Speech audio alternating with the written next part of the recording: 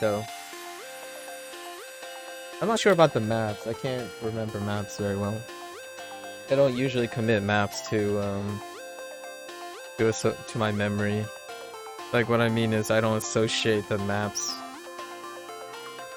intuitively. So I can't really. Something is slightly dripping somewhere.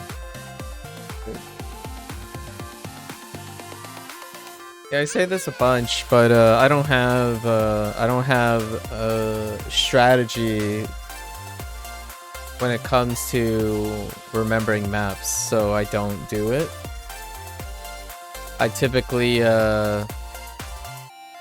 instead of focusing on the map elements, I work on sight reading and breaking things. So when people say like, oh, you didn't sight read this, and I'm like, it is a sight read to me. I generally have very poor recall when it comes to. So whenever tomorrow comes, these will no longer be familiar anymore. It has something to do with how my mind works. It's great for certain things, just not great for this type of thing. I learned very early on when I started playing the violin that was something that I have to compensate for. So I typically work on becoming more proficient at sight reading and understanding how music theory and composition works. So for Osu, I start to study elements and mapping, like just taking statistics and stuff and breaking them apart so that I can concentrate on that type of skill set to increase consistency. Playing maps over and over again lead to very specific things that I can't circumvent because of how I think about things. And I don't want to get better at remembering memory stuff because it makes me weaker at the other things that I do. You can't really improve both at the same time or keep one from depreciating. What makes me great at certain things makes me not so great at remembering maps.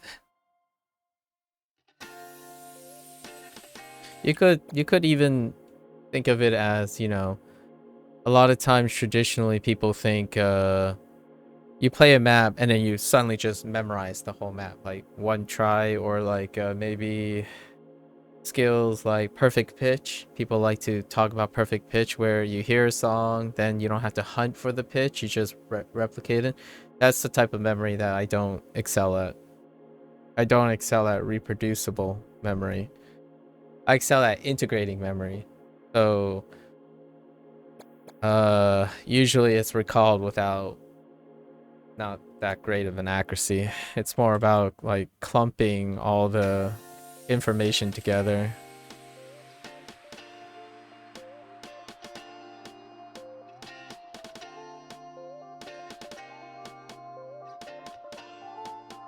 Which to add a little bit, it is kind of, I find it generally very rewarding when people, I say it's not true, which it frequently isn't true, but whenever people think that I remember a lot of things, it feels nice because I spend a lot of time trying to compensate for it.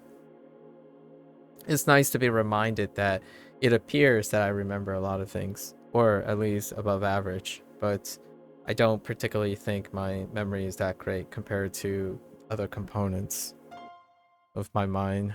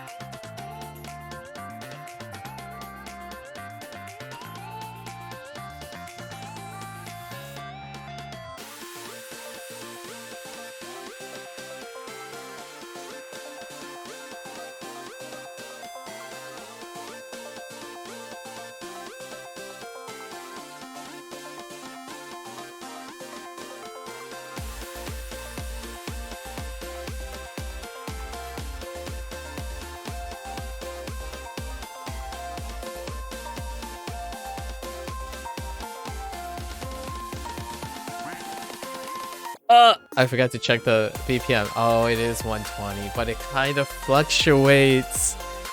Oh, it was 120, but I don't know. Okay, sometimes it feels, yeah, it does feel like 132 sometimes. Only the single taps, like big single taps, feel like 110. So it's like 132, probably. Oh, one other thing.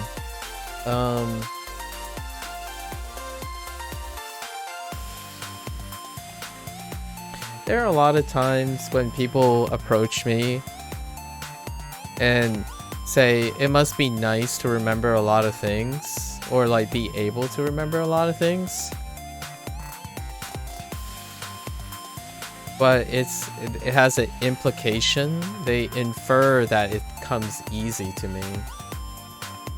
But I honestly, a lot of times I want to tell them, right? I want to take the compliment, first of all. And I practice trying to take the compliment because I'm very bad at taking compliments. And then I would lean in, almost like sometimes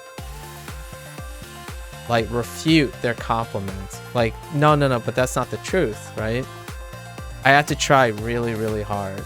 Like, I can't emphasize how long and how much practice it took me to not keep forgetting things. And I still forget a lot of things. I actually have manic attacks all the time about forgetting a detail, and then it takes me a really long time to grab that detail again. But ultimately, you can... What I typically do is I remember enough loose details about something in which then I use it to like trigger the memory in the other person who shares that memory. So often I am not providing the details, it's the other person providing the details. That's what makes the thing work, my strategy work, where a lot of times, I don't know, Fictitious would say something and I would be like, you know, Fictitious, you remember that time when we did this and we talked about this and this, and then I remember enough loose details that are associated with each other that someone else who has a reasonable amount of memory is able to recall those details for me.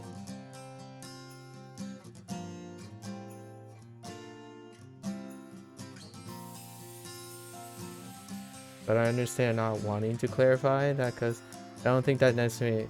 No. We're not saying... It's not about ease. It's not about ease. It's about the perspective of doing it.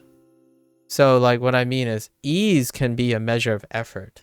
But what is become to me is it is effortless. But it's not coming from... it's not coming intuitively. This is from a lot of practice. So there's a great difference between, if you see an expert, if you see someone who's doing really well, you cannot assert. There's no way you can tell from someone who's doing something proficiently if it took them a really long time to do it, or it comes intuitively. But naturally, what happens a lot of times is when someone sees someone doing it well, they want to believe that those people are extraordinary enough that it is easier for them. It's not inferred or explicit, it's just a habit that you notice. And what the person that's receiving the compliment, if that person is indeed an expert, or like someone who specializes, the first thing they would do is probably refute the compliment. Like, oh no, it just took a really long time. Like, it took really long. I generally feel really bad. What would be really bad? And you can do it too, if you actually meet an expert. But generally speaking, if you're meeting someone who is a dabbler, they would probably say, oh, well, you know, just do this and this. It's relatively easy. Now, you can't distinguish between someone who is intuitively a genius at the skill that we're referring to, or someone who is incompetent, as in they are unable to appreciate how much they don't know.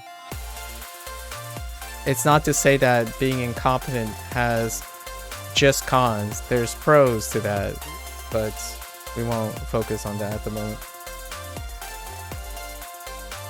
I don't know what would be a difference between ease and intuitiveness in this example. Do you think intuitive things are easy?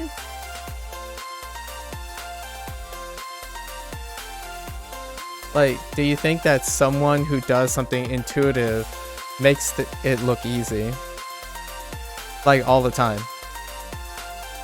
Like, what I'm doing is not intuitive, but it looks like it's intuitive, is what I'm saying. So a lot of times the discussion is about someone like, oh, you talk a lot, you deep think a lot. It's like, yeah, but it's not intuitive. It's practiced. It's rehearsed. So it was very difficult to develop that.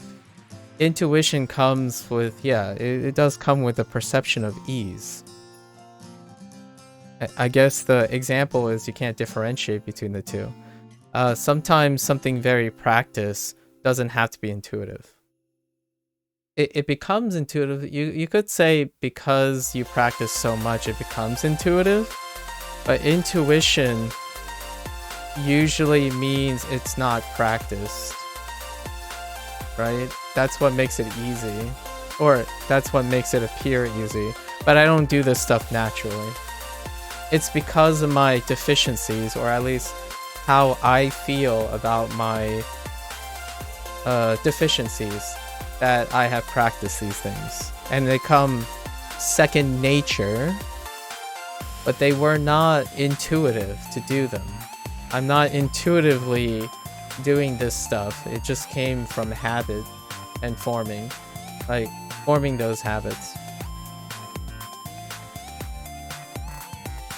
I don't know if you have any skills that you feel like fits in. You strike me as someone who follows their intuition quite a lot. Yeah, ease can be earned. I would say ease can be earned. And I think that is the dichotomy. That's the really big difference between someone who is actively practiced and someone who is naturally gifted. And a lot of times memory is a great one. And it comes to me, like, I encounter these discussions a lot more often. I'm genuinely terrible at remembering things. I think I scored below average for the most part. However, I've worked on it for a while, but it's not my top priority. My top priority tends to be how I analyze things in the moment. So yes, I do forget things in the long term quite a lot, but in the short term, I spend more time working on short-term things. So like this discussion, with enough skills, I can hold a conversation and retrieve information as opposed to relying on myself to remember the information. So most of my life, how do I get past like school, right? How do I get to the university? I practice all the skills to find the information, not necessarily emphasize on memorizing the information. It doesn't work for everyone. Some people, you know, it's just more proficient to remember things. But that, to me, takes a lot of effort. And I stray away from that. So if I have to remember something, I will find as many tools as possible to help me remember that thing. I'm not relying on my own memory or my own capacity to do that. There's no joy or there's great diminished return in trying to improve my memory skills. So instead, I focused on improving how to find information. And it makes it seem like I have alright memory. Maybe to the point where I get that comment a lot. And Osu is a big example. I can't remember maps. Or I remember some of it, you know, like bits and pieces. But not very great. One of the things about music that I like that musicians tend to be very good at is being able to reproduce something. I just intuitively reproduce something. I can't do that. I tried a couple of times. In fact, in terms of music, some of my fellow musicians, when we were in the orchestra and stuff, actually thought I was tone deaf when I'm humming to things. Yeah, it gets that bad. Like, or at least they think it's that bad because it's intuitive for most musicians to be like, oh, I heard this. All right, they can basically roughly capture the entire sound after hearing it. When I'm like humming it back or try to play it back like they do, it's nowhere near the thing that I just heard. Like, to the point where they thought I was just tone deaf because they couldn't possibly accept that I couldn't remember most of it. Because I mean, I'm a musician, so like that's often a pre-selected skill, the ability to reproduce pitch, like a collection of pitches back very intuitively. But I was deficient. I was really deficient. So for me, like Osu, how it relates to Osu, I was a sheet boy. Like, I could not play music without sheet music. I needed to study the sheet music. If I needed to improvise, I would make the improvisation in advance, which means I can't improvise. So what I do is I would like rehearse improvising in order to get it. So I don't feel out, you know how like when a well-practiced musician would be like, I'm gonna add a triple here, or I'm gonna improvise, you know, ad-lib a little. I rehearse ad-libs and then structurally add them back in after rehearsing them in isolation. That's how I would get the impression of improvising. Like, just I have to structure it so that I don't have to come up with it or take it from somewhere and then integrate it. It's usually from rehearsal. It's that story about being tone deaf is one that lasted for a while. Like every time when people go to sing, you know how in a car you would be on a road trip and people will start singing, right? But they usually sing on time. So they sing on the time that the song is playing. But most people notice that I always sing off time by like 200 milliseconds because it takes me that long to know what the next thing is that's coming up. Because I'm not using memory to remember what the song is. I need to hear a stimuli to play it. So it would be the same as playing Hidden forever. Like, if I need to sing a song from memory, it would be more closer to playing Hidden. And then now in Nomad, because of the AR, it allows me to an approach circle. It kind of allows me to play the game. If this game did not have approach circles, I guess I would be an HD player. That would be the closest. A hidden player, that would be the closest analogy. Yeah, people sing and they're always on time. Like, for me, it's gratifying seeing people be able to do that. But every single time when I sing to something, it's always a split second slower than the actual track that is playing. So when I tap to songs on Osu, if I can't parse the music, I'm solely just reading the approach circle. And the problem with that in Osu is that it will come to a point where I can no longer resolve approach circles.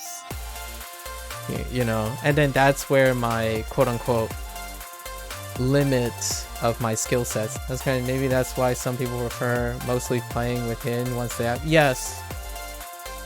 Yeah. There, and I don't. It's a degree. I'm not saying I can't remember things. It's how pervasive it is.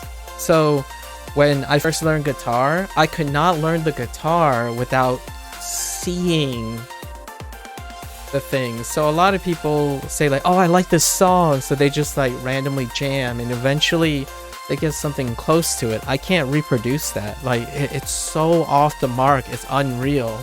And yet if someone gave me a sheet music or a tab, right, I see the sheet music, but I know what it sounds like. So that memory is still okay. Like I can, if someone gives me an orchestra piece, like I don't know, the violin part, I can hear the music by reading the sheet music. So that is the closest thing I can have to being on time. But yeah, whenever I see people sight read, it's like hearing the sheet music. Yeah, so whenever I see people Osu like play AR 10.7 and so, like holy heck, it's like these people have a higher sense of intuition. Like they can feel incoming things. I'm looking for a tell that tells me what's incoming the entire time. So every single time it's like, it's a new map. Like I just can't remember it. and it's not like if I go to editor, right? If I go to editor on this map, I would like be able to study it and then remember the whole thing. No, I can't. Like it's too difficult. So the thing I can do, the best thing I can do is keep on increasing my speed in comprehension in the moment. And that could be misconstrued as intuition. So like I'm focusing on properties that a lot of individuals take for granted. And what I mean by take for granted, I mean it's great that they're using that skill. It's just something most or a lot of people don't think about. But I'm practicing it because I'm not good at that. It's not intuitive to me. Just a little fun thing about Osu. And I use Osu to do it, actually. So I play Osu for that reason as well.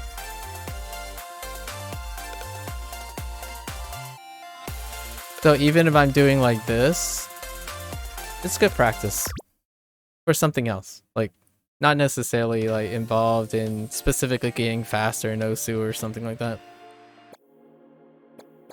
Yeah, for sure.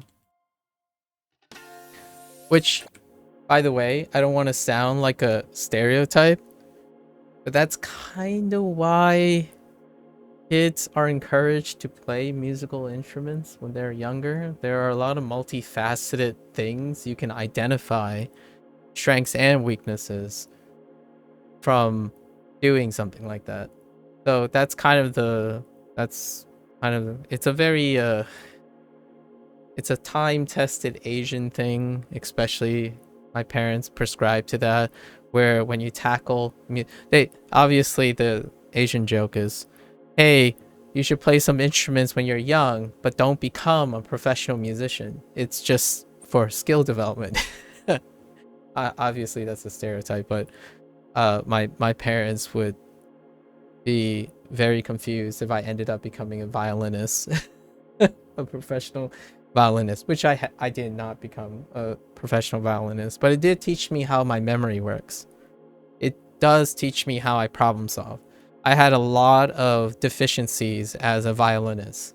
and I had to learn how to hang with the top chairs with a deficiency that I clearly others around me did not have. And deficiency meaning I don't think it's like something that detracts from my life. It's just I I'm I have skills that I'm better at, and they naturally interfere with what abilities and skills I have as a musician. So it allows me to figure out what the trade-offs are, and then I can kind of choose and figure out how to solve those problems differently, or if they are problems, as in problems that stop me from achieving a goal. So then I find ways around to achieving it. Like, how do I compete with someone with certain skill sets in music, in playing the violin? Well, I have to figure out a way that isn't the way that the music teacher is teaching, because I don't that's not how I learn. So very early on in like high school and college and stuff, for me, I had to learn very early on that I learned differently, and that's how I succeeded in universities. Not necessarily because the universities prescribed something that uh made me enjoy school. I enjoyed school because it was challenging me to figure out how to solve my own problems. Not necessarily because someone is giving me the tools to solve the problems, or trying to teach me to solve the problems. Know where my love music came from. Seeing all the things I do in music has helped me understand. That's awesome. That's so wholesome. That's a pretty wholesome perspective. Me too. Me too. I honestly, music, all the stuff that I just said, I didn't voluntarily choose it. My parents thought it was a great idea, and in retrospect, I was belligerent when I was a kid. I was very closed off and resistant. I wanted to be a brass instrument player. Like, I wanted to play the trumpet. And then I realized that my respiratory condition as a kid was papega. Like, I had some breathing issues. Holy heck, was my lungs pretty darn weak. So my parents was like, okay, well, we weren't going to let you play a brass instrument anyways. Woodwind is, sorry to all those, woodwind and brass people, but my parents were like, yo, no, don't be bringing that wood, like that air stuff in the house. If you're going to play a instrument, you're going to play a string instrument. And I was very resistant to it because I was, this kid who wanted to do whatever they liked first. But my parents, like, we're only going to pay for a string instrument. If you want to play an instrument, pick up a violin. And in retrospect, changed my life. That's one of the things. And I might sound like a broken record now, but in like 30, when the people I talk to become 30, my age and stuff, they will have retrospections like that. It's difficult to know with such limited experience. But even then, I don't blame my younger self for being sheltered or being protective of my own identity, because how else are you going to act with such limited experience? So all that, after I picked up the violin, when we moved and went to a high school, I picked up film. I studied film, and then classic literature, music theory. All that is still there. I explored all that stuff, but I ended up becoming a scientist. And now I'm using Osu as a backdrop for a life lesson about music. Music will help you understand your mind better than most other things. Creative thinking. Abstraction is the epitome, in my opinion. Abstraction is one of the many tasks that elicit the most highest order of thinking in someone. So any type of abstraction of creative skill, music is one of them. You can also make the argument for classic literature, right? The fine arts. So when you dabble in these things, they challenge your conventional knowledge, your pragmatism. Pragmatism is often grounded in efficiency. So when you're doing tasks like problem solving stuff, even that is often depending is very restrictive in terms of problem solving because you're solution seeking. And when you're solution seeking, a lot of the pragmatic studies, like the pragmatic fields of study and skill development, tends to gravitate towards efficiency. Music is ever not efficient.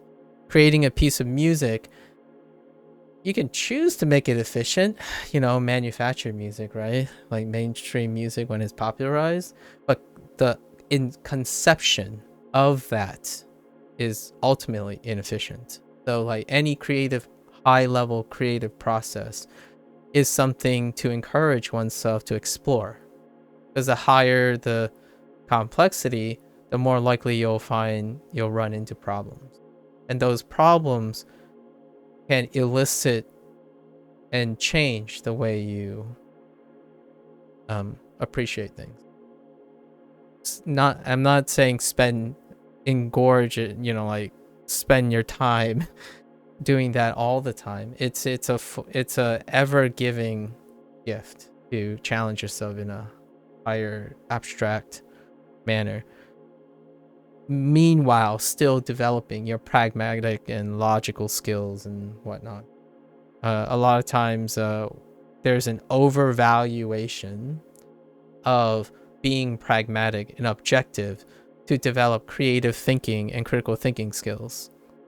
That's genuinely not what the most successful students ends up like. Those who focus on pragmatism, like maybe try to be objective minded and stuff, can really hard cap themselves if they focus on efficiency and like reductive reasoning. That happens a lot too, where like, hey, this is a really complicated problem. Well, we must reduce it to the point where we can understand it. That's a very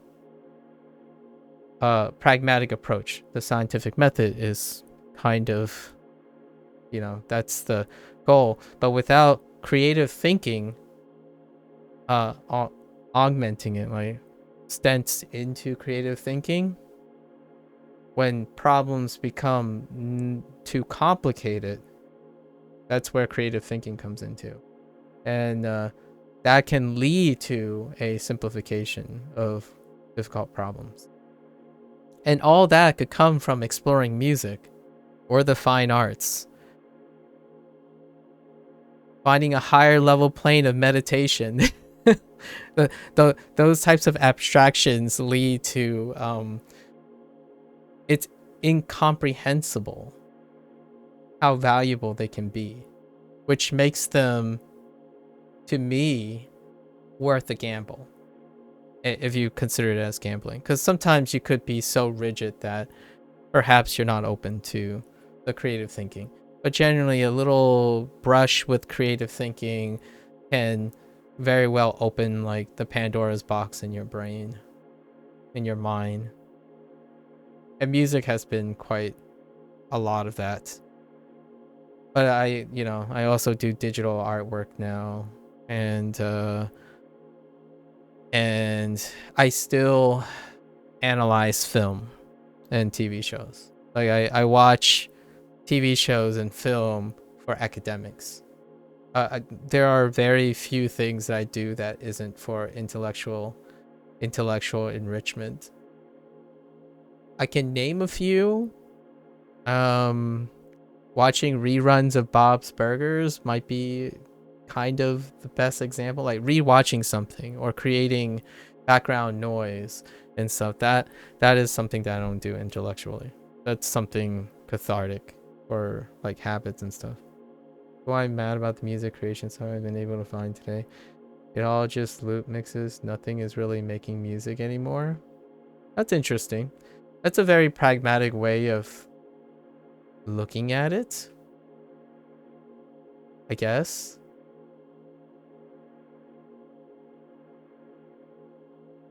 It sounds like you really care about music, is what I glean from that. But what I mean by that is it can be a pro and a con to what you're saying. When you become passionate about something, you become detached from foundations and rudimentary things. So music creation softwares that loop things may not necessarily be music to you anymore because it's formulaic and structured. But if you think about classical music in its form, it is that too, reductively. I have some music in it that I want to make, but I can't because it's a whole just loop. Interesting. I need a little bit more control over a song than loops. That's fair. Oh, you mean you want the loops software to be more flexible, like you can chop it up. Oh, okay. So you want like the more raw sample control of sampling and stuff, so that it isn't like just take the full loop and only the loop together and whatnot, and then you have to use it as a wholesale thing. Yeah, flexible software would be fantastic. Yeah. I haven't used like mixers and stuff in a while. Like I haven't composed anything in a while. Yeah. I uh back in the day, the only way you can get sampling is you took an instrument and just record yourself and then hope that the recording isn't so bad that you can't pitch it and auto-tune it. So back in the day, you would take like you would take like a bottle and you would go up to like a microphone and then you would just tap it a couple times and hope that you got the sample you need, crop it, and then start overlaying it, and then you just pitch it up and pitch it down. It was fun. It was like playing what can I say? That is kind of like playing with Legos back in the day. Like I didn't own Legos. It was a really expensive hobby, so my parents didn't do the Lego thing. What I would do is do like digital work. So it would be like recording a library of random noise. That'd be kind of fun. So you just do that and then you like chuck it together. It's like, that kind of sounds intriguing. It tugs at the creative process. Yeah, it's building blocks. You take all the building blocks and you just chuck it together, eventually, here's the thing about music, and I feel like it's the same with like OSU and mapping, and it could go with art and stuff. Creative process is about iteration. You can take chunks and develop it. So for example, where do you start in a creative process? You start by doing anything. Like it's so jarring, it's dissatisfying, and the open habit is dissatisfying. Like for example, you ask someone to draw and it's like, no, I can't draw because it's gonna suck, or like it's gonna look sucky. It's like, do it, and then take the part that you like. It could be like 1% of it. Take that 1%, carry it over to the next one, do it again. Now you're up to 3%. Keep going. Every time what the creative process is it's a building block. When you do something creatively in a complex way, you don't have to comprehend if you're making progress. It's hard to appreciate the value of that ever in its entirety because it's a complex process. But boy, does it feel great when it suddenly comes back to you. Like playing Osu 10 years after I put down my violin. Has it been 10 years? Yeah, I put my violin down like 10 years before I started playing Osu. So these things come back. They come back all the time. And the higher the complexity is, you know, the thing you're doing, the harder it is going to the harder it is going to be to appreciate its value. You can't anticipate its value until it just happens. It lines up coincidentally. I tend to encourage people to be creative. And creativity can come in many forms. You can be rigidly logically creative. You can be creative with your logic. You know, instead of thinking about what's the correlation, how do you explain the steps and correlation between A and C, you connect it with B. You're looking for the best B. Well, you don't have to look for the best B. Look for all the B's, B1 through infinity. That's a creative way to test your logical systems. So you can make pragmatism creative, which more or less is critical problem solving, but I don't think most people would view it most people would view it that way, which isn't very helpful to seeing it as a creative process. Star Wars used someone tapping a steel wire for their blast. Oh yeah. VFX and sound effects are a lot of fun, especially the old practical effects is a great way to like pull at the creative process. So when you're watching like movies, if you have a perspective or the art and you have the perspective of the time and the technology, ask yourself how you would reproduce it. And not like generically, like how do I, for example, in Osu, right? How do I make this map something else? But it, you know, you just keep asking yourself, like, what would you do in this? Nowadays though, I'm kind of at that age where I'm more curious about how would another person do it. Like how would fictitious interpret what I just saw? Because it doesn't take too much time to interpret what my thoughts are. They run rampant and easily calculable at this point. However, now the fun part is to figure out how other people would interpret it. At least the people that I sort of tangentially know with all the information. And then I would test it indirectly. I'm not sure if anyone's caught on to that, but I tend to do that a lot. And I feel like Fictitious is doing the same thing because he keeps triggering me with, or he keeps sharing subreddit posts with me. It's a, you know, it's a mutual thing. At least I think it's a mutual thing. That might be a bold assumption, but we'll leave it at that. It's probably pretty safe to say it's a mutual exchange.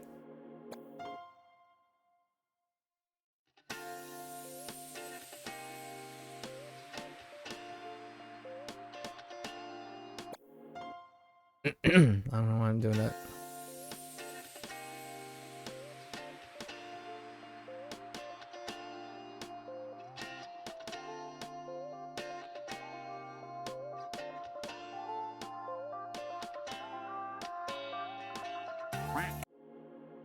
Ah, it's so slow. I was 50 milliseconds early.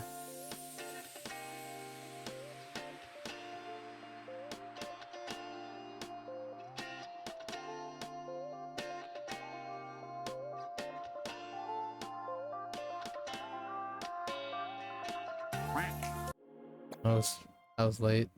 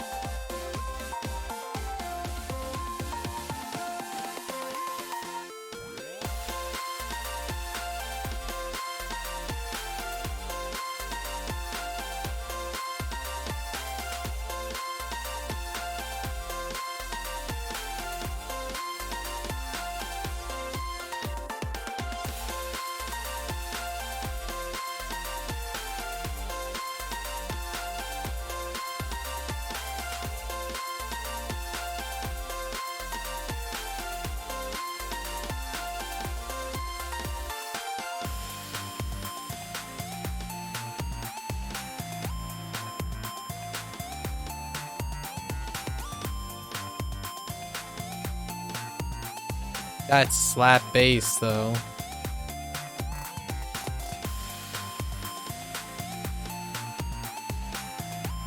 You can hear it so prominently.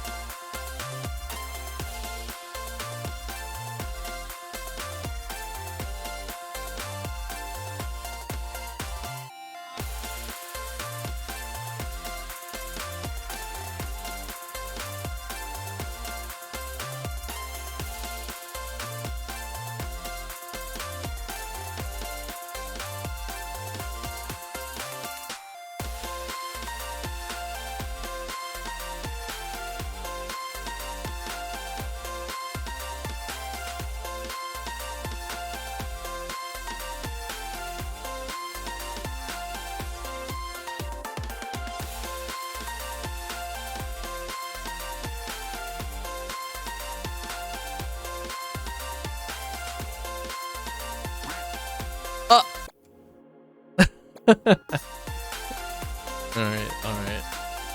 Fair enough. I think we have concluded. We've played through all the featured maps of these two featured artists, Hyper Potion and Nano B. It'd be nice to hear another map of one of Nano B's other tracks. Oh yeah, we can see if we can play this now.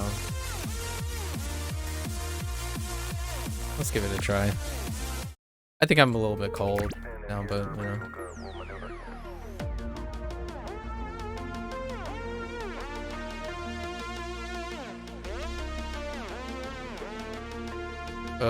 That was rushed.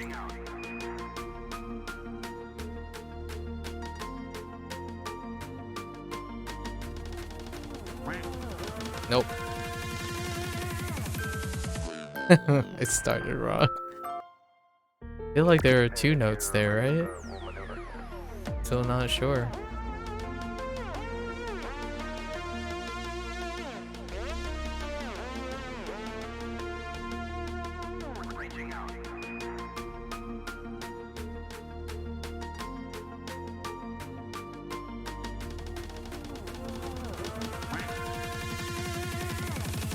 I overaimed right here and then stopped tapping.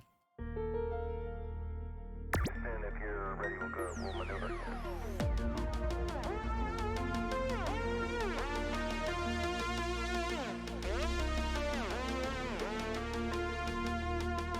Reaching out.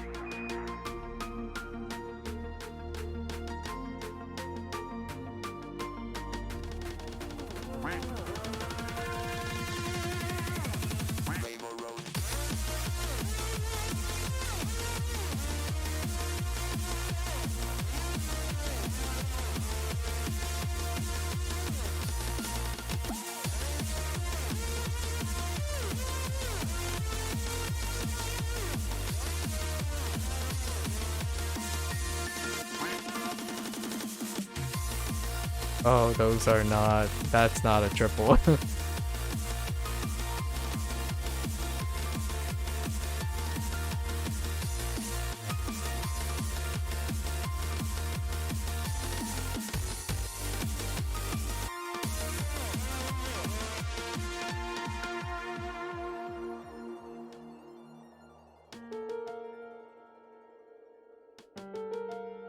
Put your mind at ease.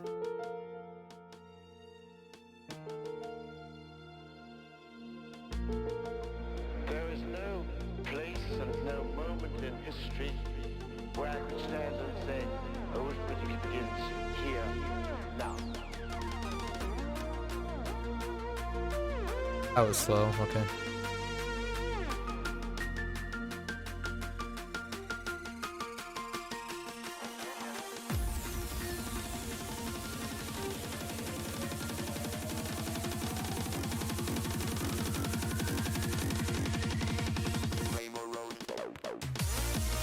That was early. Do so much of that. It's a good way to warm up again. Oh, I overstreamed again.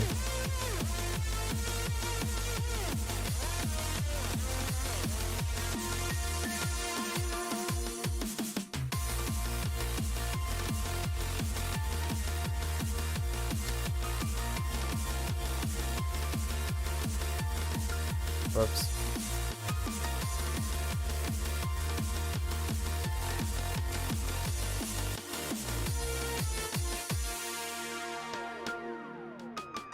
All right. Now we can take it back. And if All right. you're ready, we'll maneuver.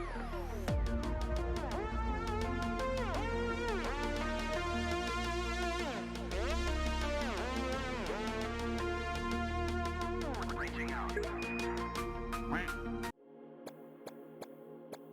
I'm not familiar with the style Osu requires, but it looks a little bit hard. Are you tapping the number keys for the circles and then I'm using a pen? And the up here you're gonna see two keys that have numbers, like right here, and they correspond to two buttons, any two buttons. Generally the default is Z and X. A pen would be easier than a mouse. It's more like a skill set kind of thing. So like, for example, the learning curve is higher for a pen than a mouse because of the exposure of the mouse. But the glass ceiling is neither. Yeah, it's just an alternative. However, if it comes to comparing learning curves, the learning curve would be shorter on a mouse, since the mouse is the equipment that most people would use. To me, it would be easier just the way my mind wraps around the way the pen moves. That's fair. I would probably say that seems reasonable, but I would probably think aiming with a mouse was probably going to have a lower learning curve. But it could end up being easier if your mindset bolsters your mechanical practice. In terms of glass ceilings, like, like maybe like it's just a different method. I use a pen because I use pen. I don't want what I'm doing with Osu as your muscle memory is.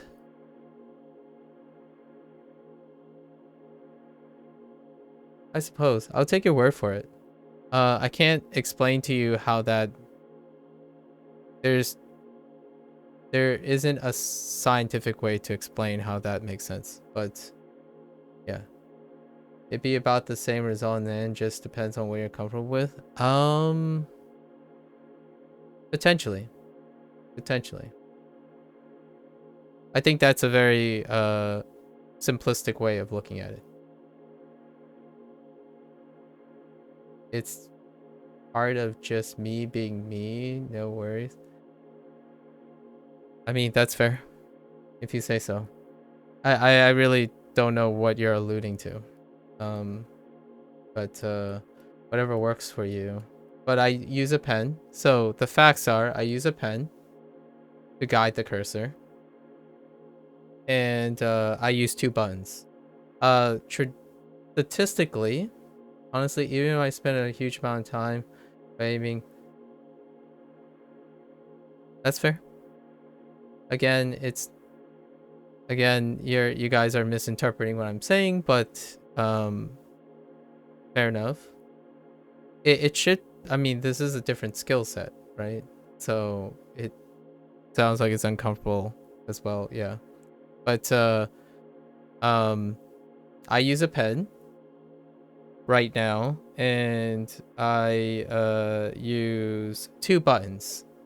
And statistically, if you wanted to know the statistics, the breakdown is the vast majority of players do use a pen, and they usually use 2 buttons.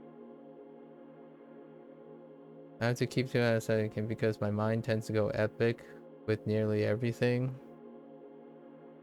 I'm alluding to the way I would use the pen. I like drawing on screens more than I using a mouse. It's just the way my mind and muscle. What's your reason for using the pen?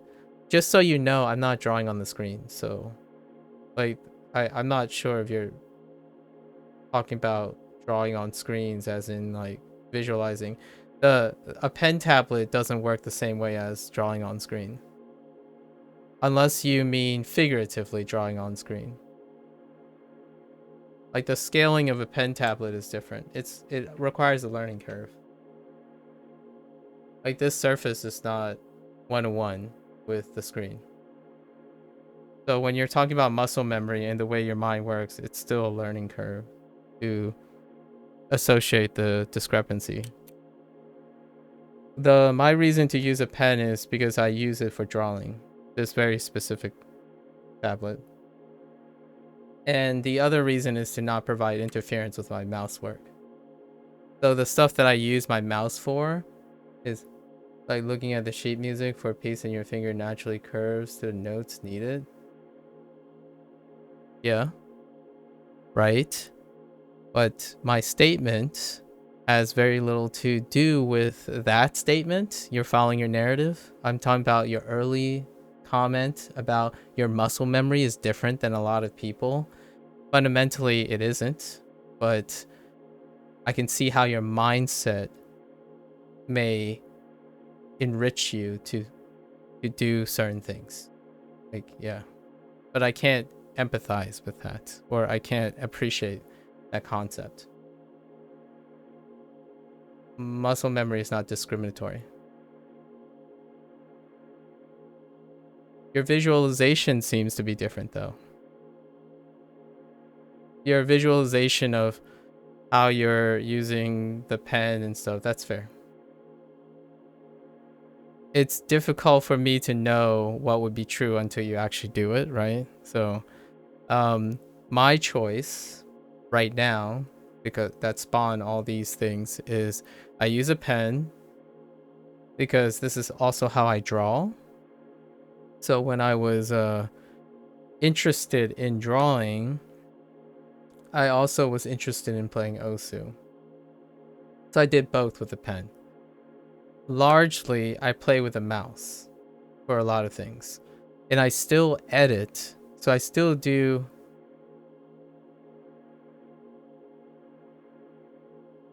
So I still do vectoring and stuff on a mouse. Because it takes...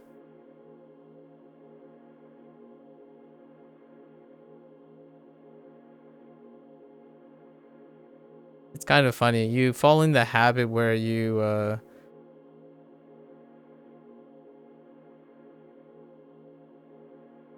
That's fair. I've been down this road a couple times, so I'm not gonna continue, but you're doing a pattern that may be a coin toss on what I say next. Yeah, so that's fair. I mean, you can try it. It's not a game with a paywall. So you are definitely more than free to try your hand at Osu. And I imagine you have a pen tablet? You strike me as someone who thinks they have experience with a pen tablet, so I imagine in some way you have some intuition. Yeah, so you're doing the emote at the end thing. All right.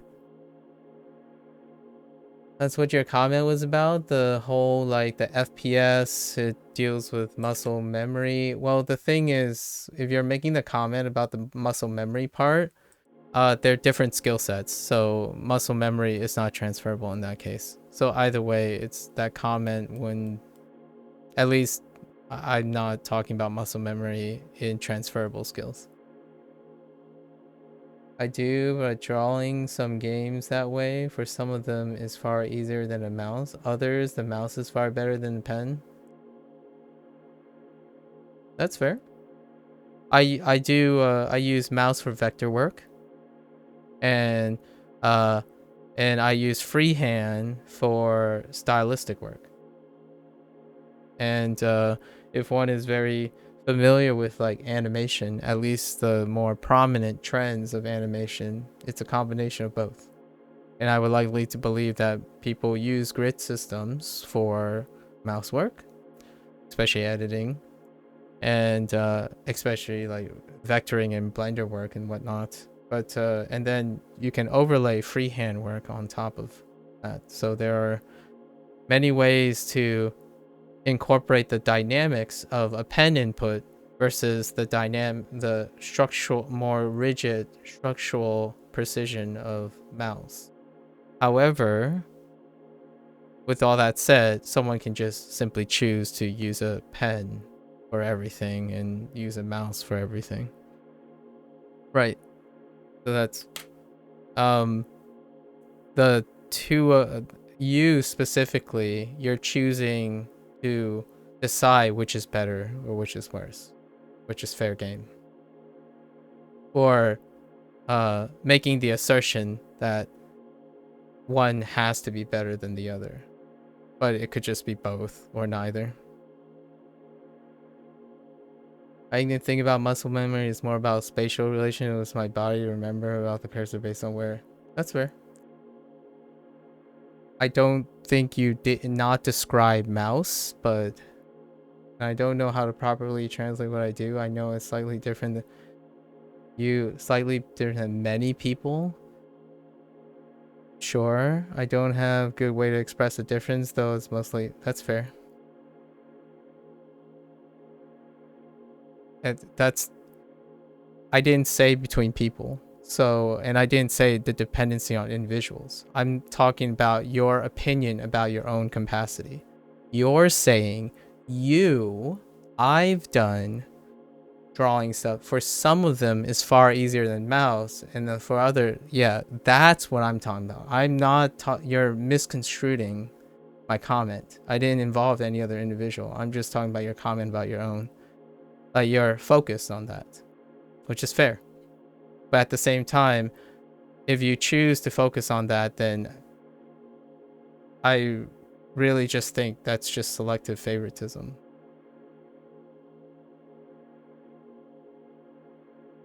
Just an observation about your comments. You gravitate towards finding the best things that work towards you. You like to compare methods for yourself. It's just an observation. I'm not making any like comments or anything. The gaming experience is different. Sorry, we're having communication issues. Text doesn't work well. It's okay. It could be selective favoritism. I'll accept that.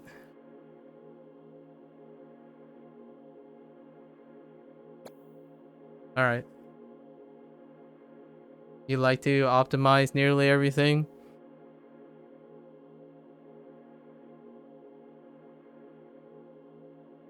That's fair.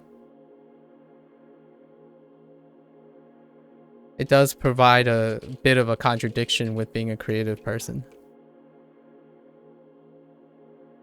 But I think I can see that most of the things you have are conditional, so I'm sure you'll have an exception for most of the things I observe from your comments.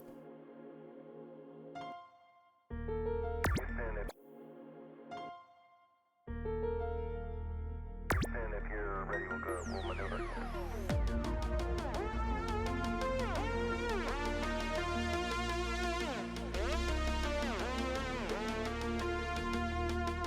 Reaching out. You don't get it. Mom said I'm Tisha's, listen, you need to calm down with your sarcasm. And if you're ready, we'll maneuver. It does sometimes that it's painful, but it can help sometimes. But I have an exception for myself. You're much better than I am at this. At what?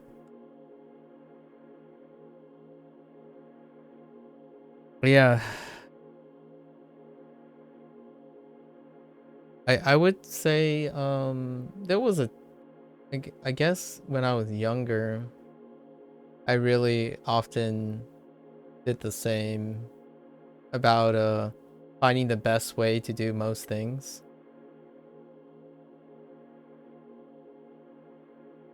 I'm just telling you I can't empathize. You can optimize the tool so it enables creativity.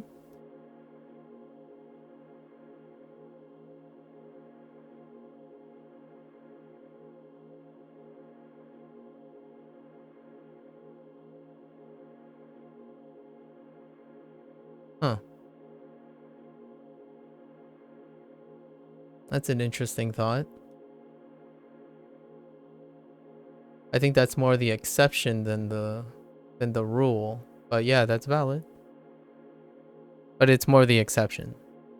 So there are not many tools and environments that can be optimized for creativity, but they do exist.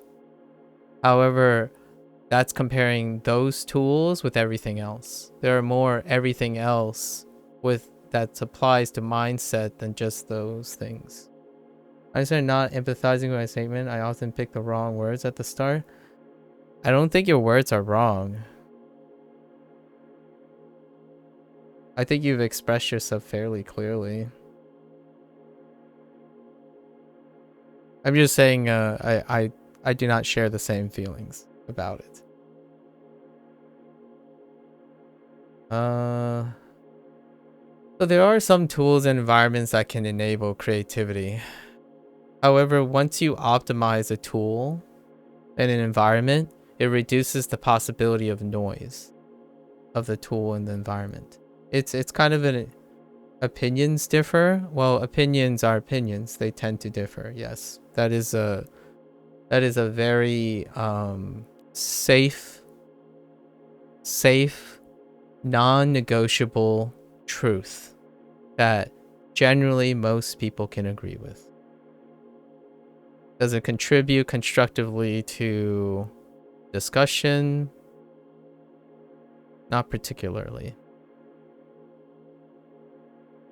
You can optimize the tool. So here's the thing about optimizing tools.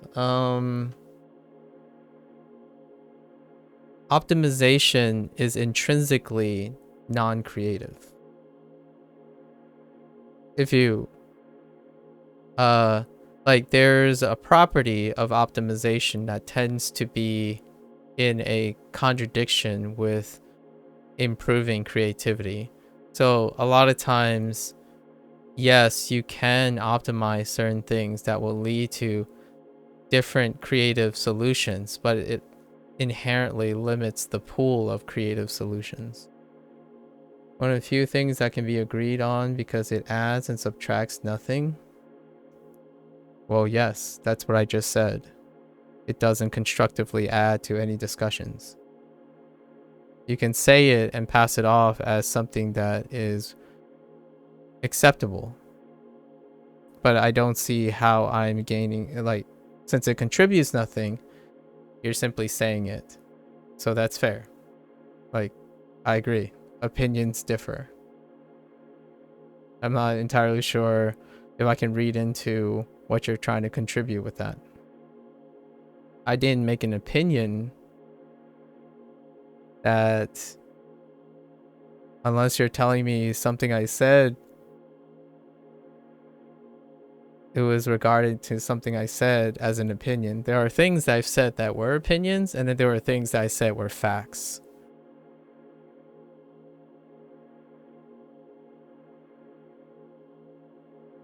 Yeah, so about creativity. Will this go too long? Yeah, it's just a process you have to go through for something to work. As yes, like tuning or buying a. Yep. I don't feel that that's a very deep thought, but maybe you took it deeper than I intended. No, no. We're still on the superficial level. I only wanted to say that when someone optimizes, they limit the amount of range that something has. So they're just two different properties. It's a balancing act between optimization and creativity. When you want to be when you want to be creative, you want to be less optimized. And then when you want to be optimized, you sacrifice creativity. It's kind of like a balancing act. So when music becomes very efficient, it sounds very manufactured. When music becomes very loose, like non-structured and stuff, it becomes very creative. Does creative differ in opinion? Yes, it does. How optimized and how creative it is, yeah, that can differ in opinions. So like, is a bunch of noise looped around like Blair Vol suggested, like a bunch of lots of messy loops without any structure, is that considered creative? Well, it's increased in complexity, and that's a property of creativity. However, does it sound like music? That's certainly differing in opinion, right? To me, a lot of noise looped around probably doesn't sound like music, which I agree in opinion with Glare earlier.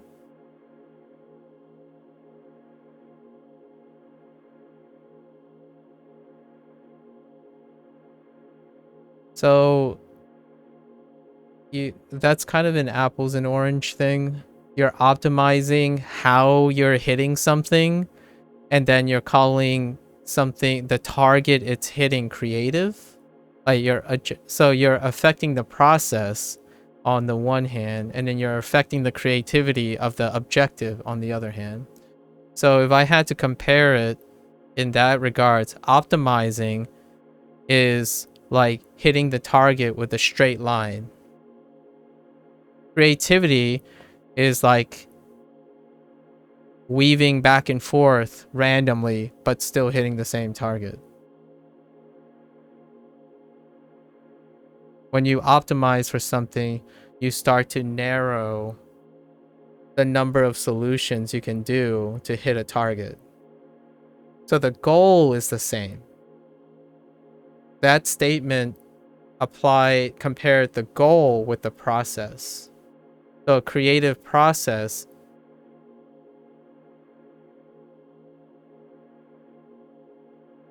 that's understandable, being tired. But yeah, that's the illustration, right?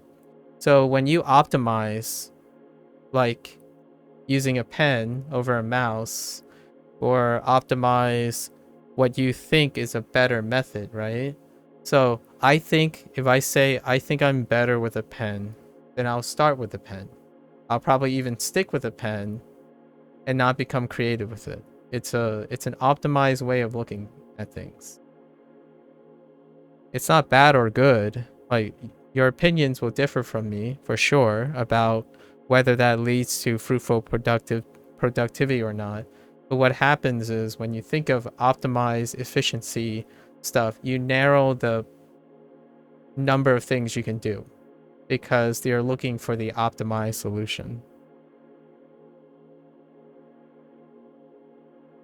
Yeah. Yeah. Creativity will gather what it wants. Yeah. Creativity is just like whatever, right?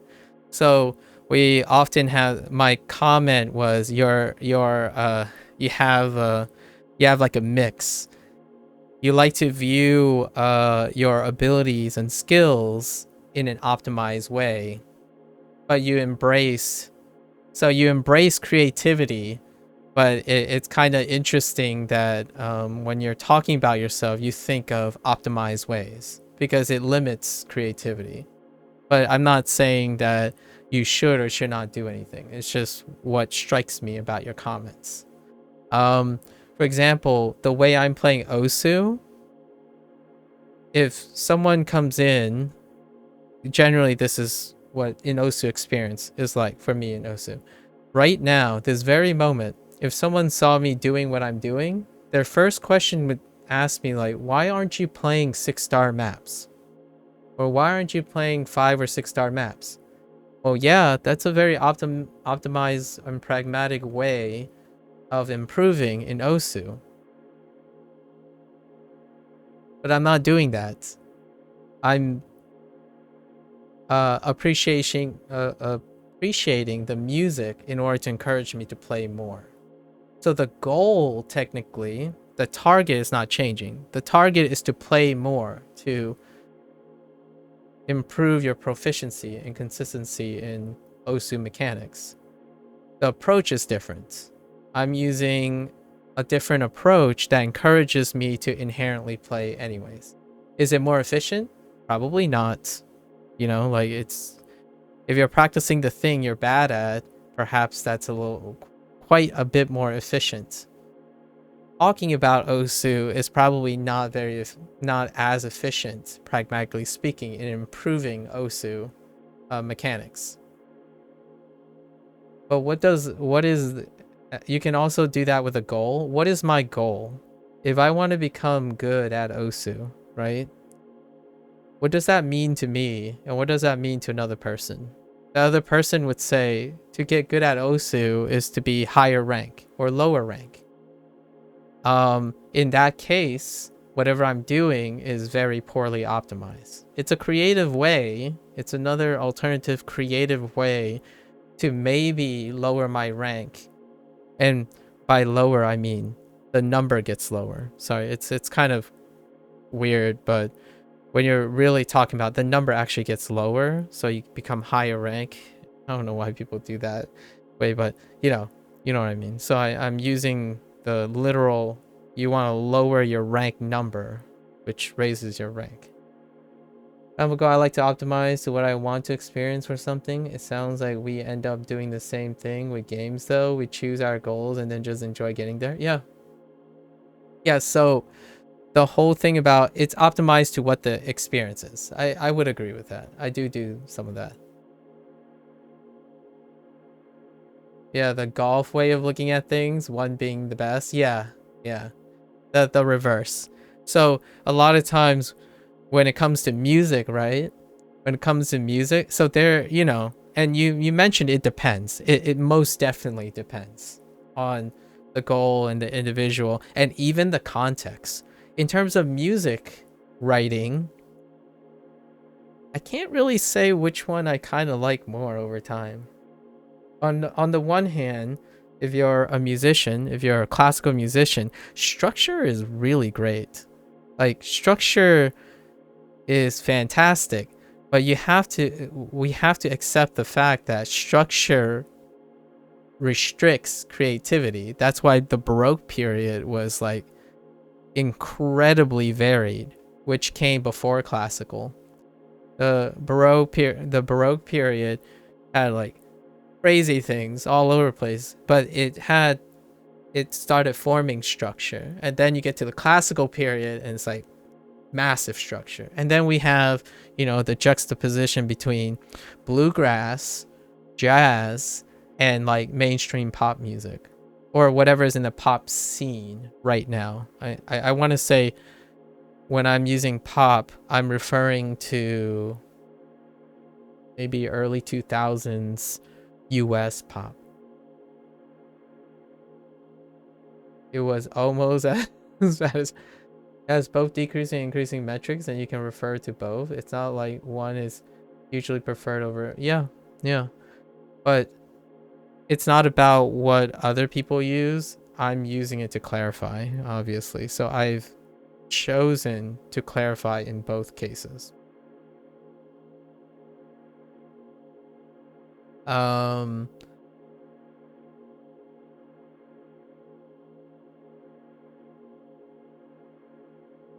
don't think I'll ever play Osu with a mouse. But it would be kind of fun. Okay, that's a lie. I just lied. I actually did play Osu with a mouse just to see what it was like. It wasn't enough for me to to abandon the pen, I guess. It would be interesting to see how long it takes to do both, but I do not, Foxy.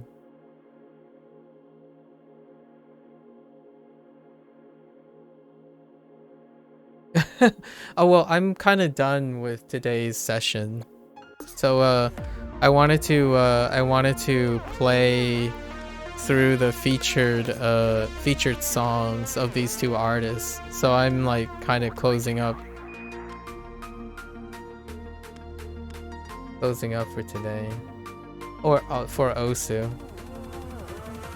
But it's getting late. Like, we had a pretty nice discussion, so that's nice. Well, yeah, I chose to stop, I guess. So it wasn't like a hindrance or anything, or convenience. I generally stream for conversations, not really for the goal of streaming is to talk about things related to the thing, you know, just willy-nilly. So whenever I have to stop for something, it's definitely voluntary and enriching. It's my priority to stop and talk about things. Getting good, the get good nature of gaming is not with me. Oh yeah, no worries. Thanks for sharing. Thanks for understanding.